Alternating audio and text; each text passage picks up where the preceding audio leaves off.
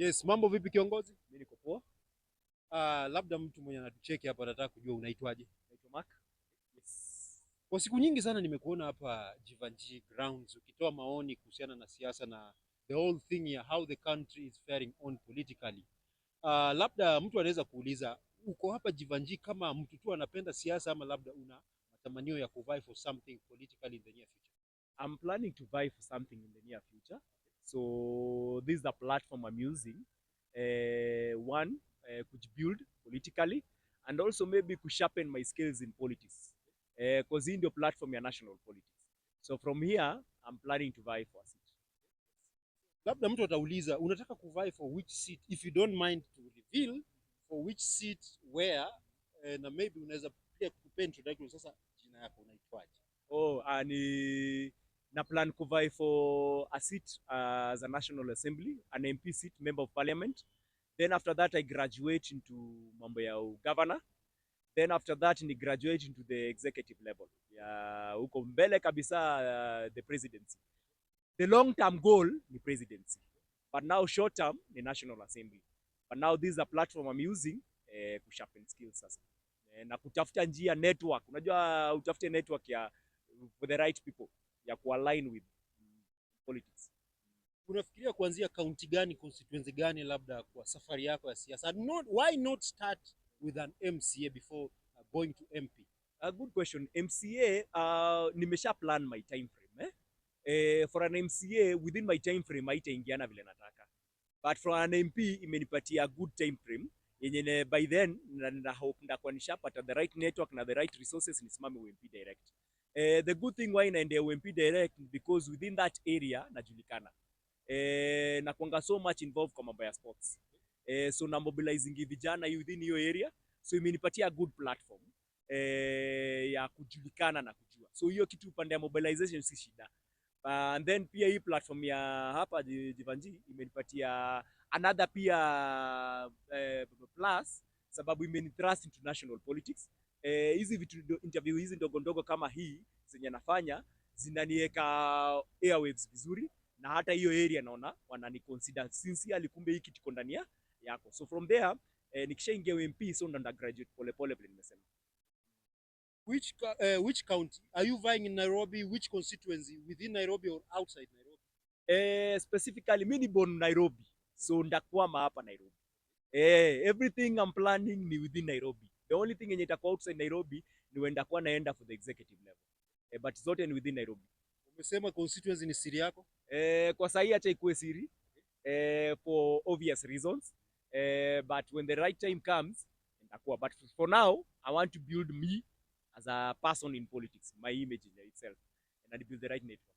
Mtu akiweza kuuliza, what is your description of a proper, a competent member of parliament that can spearhead development in the Republic of Kenya in whatever constituency it is? In one word, instead of saying a whole sentence and a more explanation, just one word. Leadership is all about serving. So I believe in a servant leader. A servant leader mwenye unasikia shida za wananchi, maoni ya wananchi na una implement. Sababu you need to be maybe relevant na needs za wananchi within your area. So unafaa kurelate na wananchi. Probably maybe mwenye ako within Nairobi na mwenye ako Ushago. Wa Ushago anataka shule. Wa Nairobi probably si shule sababu shule ziko. Anataka maybe your bursary. Wa Nairobi maybe anataka maybe usafi na environment ikuwe sawa. But wa Ushago anataka mpaka hiyo shule ije. So issues ni different kabisa. But to me, I believe a servant leader is the best.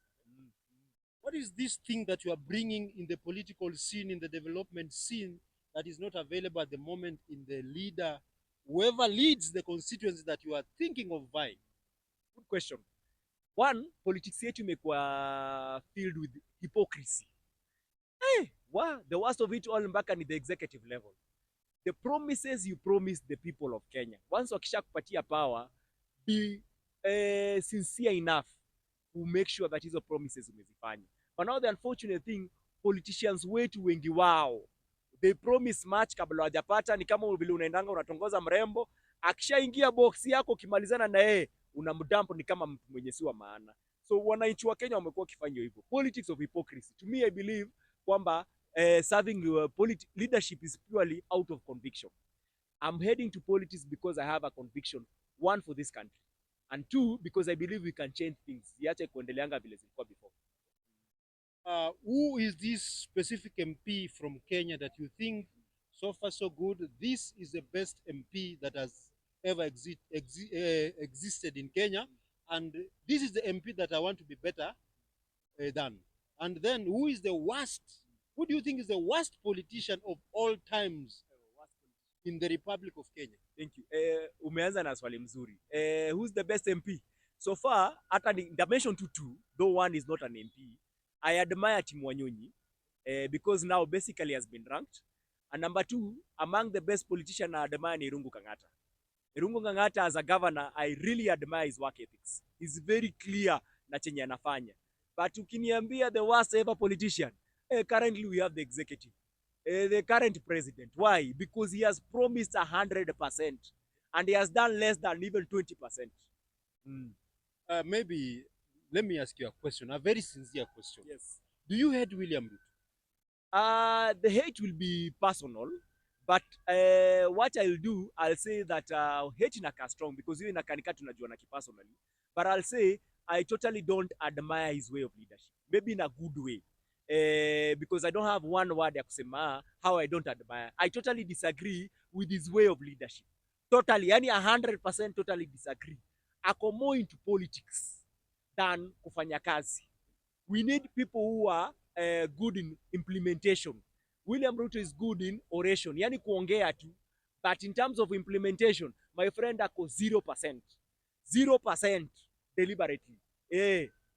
Is there any positive thing that, as an upcoming politician, is there any positive thing that you are learning from William Ruto that if I pick this specific thing, it can make me a very much better politician as you kick off your journey? To me, in terms of work ethics, I wouldn't say that there is anything positive. Okay, I'll say this. The positive thing is to learn from his mistakes. You know, and inspire that you don't promise what you can do.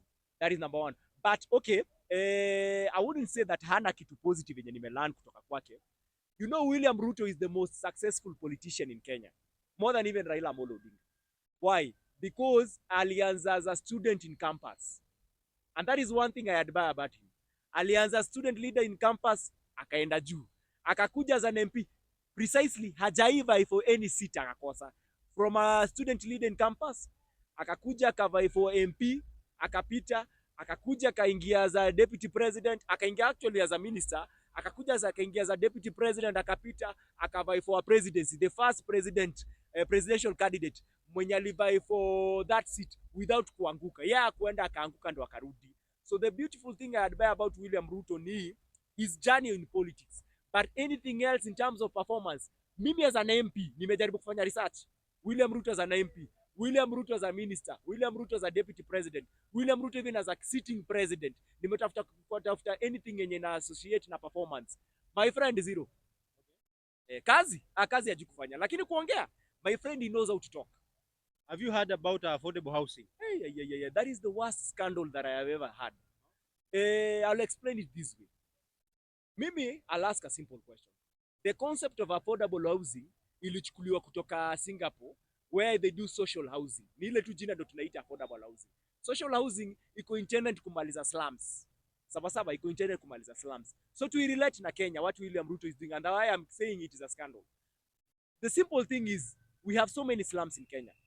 Slums precisely ni mtu mwenye anaishi kwa nyumba ya mabati. Mtu mwenye anaishi kwa nyumba ya mabati. Neno mtu mwenye anaishi kwa nyumba ya mabati, average rent yenye analipanga ni around 2500. Sawa, not even more than 2500. Actually between 2000 to 2500. Sijaiona ukiona slum yenye mtu wa mabati analipa more than around hata 3000. Hiyo si nyumba ya mabati. Hiyo ni maybe nyumba ya mawe. But ya mabati ndio tunaita slum. Analipa between 2000 to 2500. Sawa. Ile nyumba hainanga utilities. Kumaanisha utapata saa zingine analipanga choo, mambo ya garbage analipa, mambo ya nini vitu kama hizo, hata wanatupanga garbage hata si ati analipa, na maji hata wananunuanga hapo nje. So haina utilities, hata hizo vitu decent kabisa. Hauwezi dignify mtu mwenye anaishi kwa nyumba ya mabati in that such a way. Then William Ruto anakuja na hii concept ya affordable housing. Affordable housing, the cheapest house rent yenye unalipa, hiyo bedsit yenye analipisha ni 3900. Distance ya 2500 to 3900 ni a whole 1000 shilling. 1000 shilling. Then wewe kuzidisha umeiweka kama it is a mandatory tax. Ikienda kwa salary inaitwa house levy. Huyu mtu mwenye nishiko nyumba mabati ni sababu number one, haezi afford hata hiyo haezi afford more than 2500, hata kukula ni shida. Pali anafanya maybe kwa muhindi ama industrial ama mahali, ule mdosi wake anamlipa salary ndio anajiweka pale. Unaenda una tax mdosi wake na unamtax kama house levy. Mdosi anasema cost of production imeenda juu, inabidi amretrench ndio aende hiyo kampuni endelea. So una retrench huyu mtu na yet sababu ya taxes zenye William Ruto ameongeza. Na pale William Ruto amemwambia alipe rent ya 3900 yenye hata hajaiona. The problem is this, the implementation ya affordable housing is wrong, but the idea is very good. The idea is to finish slums, but the implementation is wrong. Now, let me go now straight to the point. You want to be the president of the Republic of Kenya. This is one of your dreams in the maybe few coming years, 5, 10 or 15 years. I just want to ask you a question. First of all, who do you look up to as a presidential figure, maybe as an inspiration? That is one. Two, if today you became the president of the Republic of Kenya, what is this thing that you will do that William Ruto is not doing to make this country a better place? Politically, in terms of transport, in terms of power, in terms of availability of clean water, and every other thing, education system, the economy. As a president of the Republic of Kenya, what would you do different from what William Ruto is doing? Don't forget to mention the issue of so maybe the health insurance. What will you do? I will say this. Umeniuliza, who do I look up to in terms of being a president? There's this guy called Lincoln Yu, ni wa Singapore. He's the best person in terms of presidency yenye namwadmire. Huo mtu alitoa nchi ya Singapore. Do you know Singapore in 1963 ilikuwa at par with Kenya? The guy alikuja na kitu inaitwanga benevolent dictatorship. Benevolent dictatorship is where uneka firmness but na roho ya wananchi. Una goodwill ya kusaidia wananchi. Mpaka saa hii Singapore place iko ni sababu iko credited kwa Lincoln Yu. Aliweka the right policies. Health, education, infrastructure in terms of road, even food security. Singapore haina shamba ya agriculture. Now, Singapore ukikompare na Kenya, Kenya, wananchi wa Kenya wanaishi to less than even 30% ama 40% ya land mzima. Yani population ya 50 million iko distributed in less than 40% ya land mzima. Hii land ingine tunaweza utilize kwa agriculture. Umeniambia which kind of policy shall I put? As a president. Thank you. As a president, I'll begin with the budget yenye pesa yenye William Ruto amekula for 3 financial year. I normally say it. First of all, yes, can you justify this in any case you are requested? Can you justify this? Yes. Can you appear and defend your words? I can appear and defend my words in this way. I'm looking at the budget ya William Ruto and spending. These are data you can find in Kenya Bureau of Statistics. Hata nimekupatia reference. Kenya Bureau of Statistics, ukienda tu Google, utaona hizi vitu zote ziko. Budget ya Kenya iko hapo. How has it been spent? For 3 financial year, William Ruto amemeza saa 11 trillion. 11 trillion, saa hii budget yenye tunaongelea saa hii ni 4.2 trillion. William Ruto anafanyia nini? 4.2 trillion. And ndaanza na ile the most latest so that I can tell you how William Ruto hananga priorities. Look at the case of Chan. Sawa sawa. Chan yenyewe saa hii sports inaendelea. William Ruto ako ready to donate 1 million shillings kwa players wa Harambee Stars. Which is a good thing. Which is a good thing. But it is also a bad thing owing to the fact that it is William Ruto who is doing it. I'll say this. Mpira ijaanza Kenya. Mpira imekuwa ikihappen globally. There are so many better teams in this zina performing in sports. And I'll give you a good example. Ukienda England, Wakenya wanapenda Manchester, wanapenda Arsenal, na wanapenda hata hiyo nchi yenyewe England, mpira team ya England. Vile wanapenda chezanga sports. Ushaisikia prime minister wa England ama queen amedonate 1 million kwa hao maplayer, and yet they are being paid the highest amount of money in the whole world. Manchester pekee ukienda uangalie kwa ranking ya maclubs iko top 5. Top 5. Arsenal yenyewe iko top 5. Ushaisikia queen ama prime minister ati anataka kumotivate maplayer, ati anaenda kutafuta Rooney, anatafuta sahi, utatafuta kina Rashford, anatafuta sahi kina Bruno, ati anawapatia 1 million shillings ati ya kumotivate? No, because hii nchi William Ruto ameleta a handout mentality. a handout mentality. In abroad, people who motivate players are companies. And that is the problem with William Ruto. Now, companies have not motivated players. What should happen for players to be motivated? Thank you. The right policies. Now, William Ruto. Let me cut you short, kidogo. Turn is ongoing. Yes. You cannot make policies now. Now, what can we do to motivate the players at the moment? As you have seen, every 1 million promised, our players are doing good. Now, I get back to the original question. Now, as a president, what will you do to make sure that our sportsmen are somewhere on top without handouts? Now, you as a president. Thank you. Number one, what has William Ruto has a budget of around 4.2 trillion. You have asked me, what should I do? Create a conducive environment where the corporate and the private sector in a flourish. How do you create the environment? Thank you. The right taxation. Is William Ruto ameweka the right taxing? But mlikataa tax 2024 2025. Thank you. Tulikataa tax sababu hizo tax zilikuwa zinaenda kusaidia nani? Zilikuwa zinaenda kusaidia Wakenya ama zilikuwa zinaenda kusaidia William Ruto? I'll ask you a simple question. The number of trips zenye William Ruto amefanya kwenda abroad, foreign trips ni 70 trips. 70 trips with a total cumulative total figure of around 6.4 billion. I'm not guessing. Iko kwa Kenya Bureau of Statistics. Endo angalie. The amount of money yenye William Ruto ametumia kwa foreign trips ni 6.4 billion shillings. 6.4 billion shillings ndio umetumia. Imeleta faida gani Kenya? Kwa hizo trips zake 70? Imeleta faida gani? You will not travel ukikuwa president. Thank you. The argument is not traveling. The argument is what value do you bring with traveling? I'll give you a good example. Kibaki, in the contrary, compared to William Ruto, Ali traveled 33 times in the whole of 10 good years. Yani for a whole 10 years, Kibaki alitembea for 33, alitembea trips 33 times. Peke yake.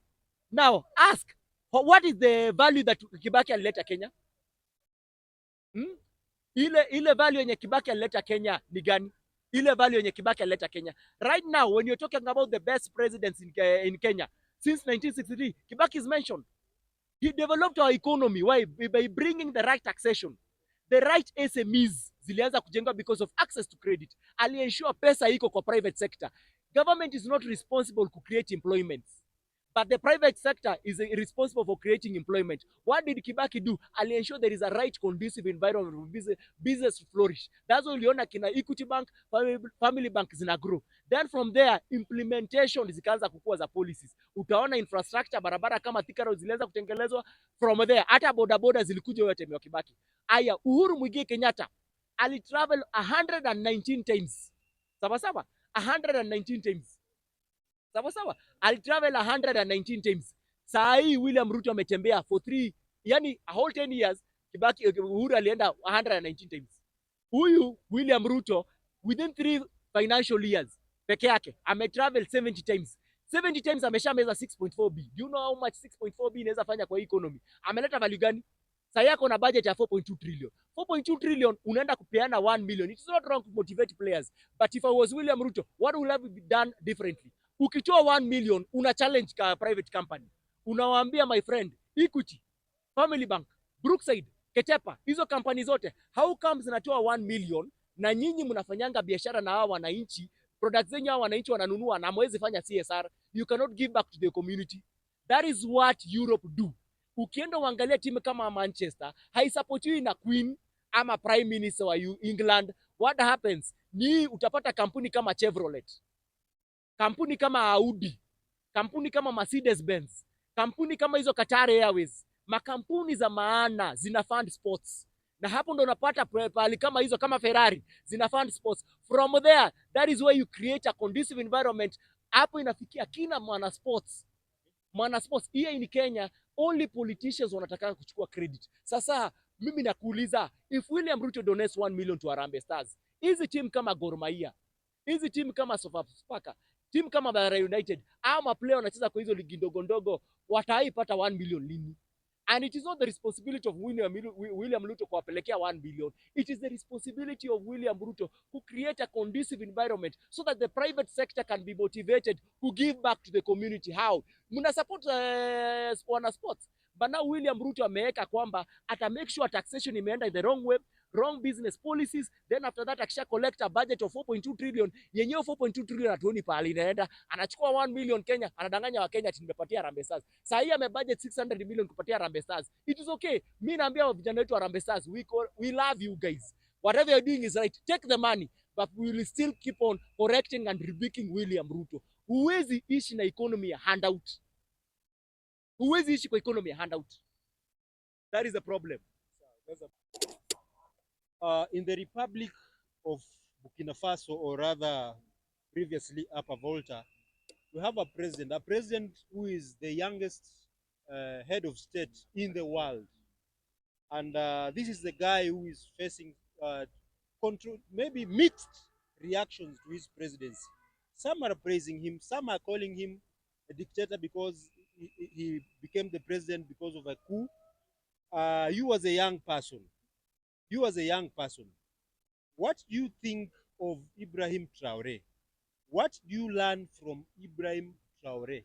What do you think of Ibrahim Traore in relationship to Thomas Sankara, who was assassinated while he was in power? The good thing that I admire about Ibrahim Traore that I can relate to Thomas Sankara, both of them have goodwill. Ile kitu nilikuwa nasema hapa ukiniuliza, a servant leader. Sankara was a servant leader. Ibrahim Traore is a servant leader. Why am I saying so? Ana roho ya wananchi. Anafanya maendeleo yenye yanasaidia wananchi. Endo uangalie in the agriculture sector vile ana invest. Endo uangalie saa hii ameattract foreign investors wenye wamekuja kutengeleza plantation ya electric trains hapo, electric vehicles. Ameattract Russia foreign investors kukuja kuattract pale. Why? Because amecreate a conducive environment. How? Badala ya kuchukua zile minerals ziko pale Burkina Faso kuzitengeleza for his own benefit, chenye Sankara alifanya, yeye ameamua azitumie kwa manufaa ya mwananchi. And I really admire Thomas Sankara, Ibrahim Traore, even though alichukua kwa kupitia military, but upande mwingine pia inaeleweka ni sababu gani alichukua kwa kupitia military. Sababu wale viongozi walikuwa wamekaa pale, walikuwa wamekaa for more than 20 years na wana mess a whole society, a whole population. So Thomas Sankara, Ibrahim Traore aliamua achukua kwa nguvu, na badala ya kuongoza vibaya ameanza kuwasaidia. So Ibrahim Traore namwambia kongoea, by the way, I really congratulate Ibrahim Traore. He has attracted very good policies in that country. Na wananchi wanampenda. Wananchi wanampenda, by the way. Very good foreign investors. Russia is investing very good there. Na ameanza kucreate very good job opportunities in that country. Agriculture sector yao imeanza kuflourish, which means in the next 5 years, hata si ajabu uone Burkina Faso iko na a better food security than Kenya. Saa hii tuko na land ya agriculture. Land ya agriculture yenye kwa around 60%. Mimi hata nikuulize, William Ruto saa hii William Ruto saa hii amemeza kwa Ministry ya Agriculture around 155B ukiweka for the 3 financial year. Ni nini ya maana ameweka saa hii? Hata irrigation scheme saa hii amepeana permission ati to import mchele. To import mchele yenye inaweza tolewa hapa Kenya Ahero. Mchele. Hata saa hii Mumia sugar, sukari yenyewe tuna import alafu tuna repackage. Unajua anaenda kuchukua mchele around how many tons? 500,000 tons. Kenya peke yake we need 1.3 million tons of sugar, of rice. Yeye ameenda kuchukua 500,000 tons kutoka nje. But I'll ask William Ruto, hii land ya Kenya yenye iko na 60% chances ya kutengeleza agriculture, how comes huwezi invest na uko na budget ya 4.2 trillion? Haezi invest. You have asked me a very good question. How will I ensure kwamba wa transport sector in Nairobi imekuwa decent? Mimi nakuuliza, lazima Nairobi pekee ndio itwe city? Lazima Nairobi pekee itwe city? Ukienda nchi kama za uzunguni zote, what did they do na nchi zao ndo maana congestion ikaisha? Nairobi iko very congested. Sababu kila mtu, hizo area zingine hazijakuwa developed. Ukienda Western ati kuna services zingine ukitaka kutoka Western lazima ukuje mpaka Nairobi. Ukienda Kisumu kuna services zingine ndio upate Kisumu lazima ukuje Nairobi. Mtu mwenye anaishi Turkana kuna services zingine hizi pata Turkana lazima kuje Nairobi. Tume overcongest Nairobi. Decongest Nairobi. That is the idea number 1, kupunguza transport set yenye iko Kenya. How do you punguza? Develop infrastructure in Turkana. Wacha watu wenye kuturukana. People hate Uhuru Muigai Kenyatta. They hate him, but Uhuru Muigai Kenyatta came with a very good concept. Even though alituachia deni. He came with a very good concept. Which one? Huduma Center. Huduma Center ina provide services zote mara moja, na akaweka mpaka ilikuwa ina function na e-citizen. Hii e-citizen yenye William Ruto amepoteza 44 billion. Hiyo 44 billion ni kama kiwanja mzima ya Talanta Stadium imeenda, na hatuoni maana yake. Uhuru Muigai Kenyatta alikuja na Huduma Center, alikuwa anaziweka in every town na counties.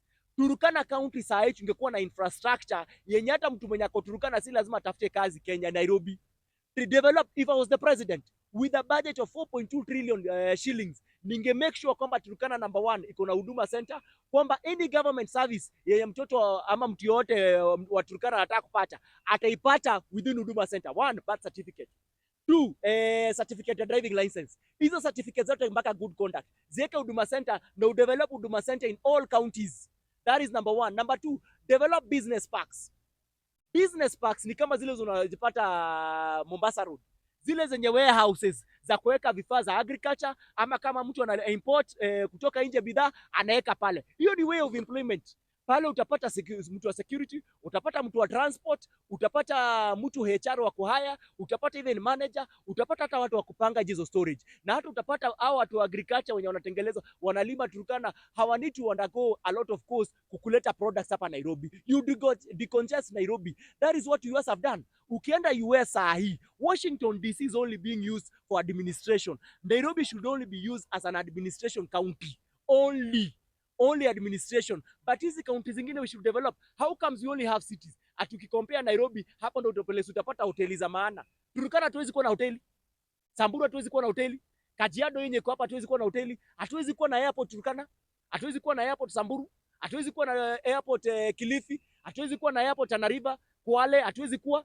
We cannot, lazima tu focus wote Nairobi, Mombasa na Kisumu. Atukitaka kwenda starehe za ndege, lazima utafute Nairobi. Mtu mwenye anataka kwenda Europe ama anataka kwenda TZ hapa, lazima atoke Turkana akuje mpaka Nairobi. My friend, you decongest Nairobi. That is what you begin with, number 1. Number 2, you have asked me about education system. Our education system imekuwa corrupted because of poor management. Poor management. I'll ask you a simple question. You have a very good think tank kama Belio Kipsang. Belio Kipsang aliserve under Matiang'i na aliserve under Magoha. Belio Kipsang alikuwa under education. Umemtoa umempeleka PS immigration. Then unatuletea joker, a very serious joker anaitwa Migosi. Migosi, what is he implementing in education to be sincere? Education pekee saa hii na meza 2 trillion shillings. 2 trillion shillings saa hii for 3 financial year. Help hakuna. Saa hii tunaambiwa nambadi ati pesa ya free primary education na free secondary education hakuna. Then you ask Migosi anafanya nini hapo? Yet Belio Kipsang alikuwa anda Migoha. Huyu Uhuru mwenye mnakasirikia, yeye ndo alileta Magoha na alileta Matiang'i. Angalia the transition rate ya anda Magoha na Matiang'i during Uhuru Muigai Kenyatta, ya kutoka primary mpaka secondary na secondary mpaka campus. Compare na sahi ya William Ruto. Na yetu William Ruto akona budget ya 4.2 trillion. 4.2 trillion hatuwezi iona pahali kwa economy yenye na add value. Hata kwa education sector amemeza 2 trillion shillings. 2 trillion shillings how? Budget ya kwanza ya education ilikuwa 141 trillion shillings. So, not 141, 622 trillion shillings. Hii ya pili ilikuwa 656 billion shillings. Ya kwanza ilikuwa 622 billion shillings. Ya pili ilikuwa 656 billion shillings. Ya sahi ni 702 billion shillings. Ukiweka yote ni 2 trillion shillings. Hiyo 2 trillion shillings ina add value gani? Hiyo 2 trillion ina add value gani sahi kwa education? So if I was the one, I will ensure kwamba free primary education na free secondary education ni true. Implementation ya free primary, ya free education ikue. Mzazi atalipia campus pekee.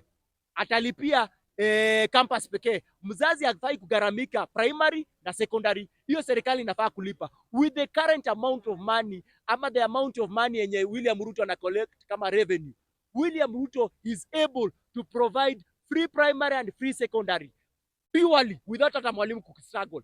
14 million Kenyans hawezi kuwa na struggle kwa starehe. Tunatuambia 4.2 trillion, unatoanga 1 million kwenda kudanganya na chan. Now, as we summarize, yes, do you believe in being in a party or working as an independent candidate? You see, in 1 minute. Thank you. There are progressive leaders everywhere in this country. And all those progressive leaders have always had parties. So to me, I believe in a party, but don't mention me at the current party which one, because none of this party imebeba the kind of integrity yenye tunayo. I believe I can be a person mwenye ndaanzisha hiyo integrity. I can be the link in you in this country. Sawa sawa. But as currently right now, I cannot say that this party, I can support an individual that I believe is the link in you in the current situation, because hatuwezi ngoja for the next 20 years ati kuwe na mkombozi. Right now we have a link in you in this country, and that person is Fred Okengo Matiang'i. Fred Okengo Matiang'i. If I say that you've been sent by Matiang'i to bash Ruto, am I right or wrong? There is nothing wrong on you saying so. If somebody who watches this video thinks that, oh, kumbe this guy has been speaking on behalf of Matiang'i all through this video, what do you think of such like a comment? You see, politics is inakuanga full of narratives, eh? And one thing I've learned about politics ya kwanza African countries, third world countries, and especially in Kenya, tunakuanga intolerant na views zenye you disagree with. So I don't mind if a Kenya says huyu ametumwa na Matiang'i, but to be sincere, me, I can prove Matiang'i is the best link in you. The sixth, why? Sababu ameprove na track record. Matiang'i performed very well under ICT minister during Uhuru Muigai Kenyatta. Matiang'i performed very well when he was given a chance as the Minister of Education. Matiang'i performed very well when he was given a chance as the Minister of Acting Minister of Lands. Matiang'i performed very well when he was given a chance as the Minister of Internal Security. People blame me for River Yala, but mention any of them who mwenye alipatikana na maji na flag, hakuna. So Matiang'i is the right candidate for 2027 as the president. Thank you. Thank you so much for your time. Until next time. Thank you so much, my friend. Yes.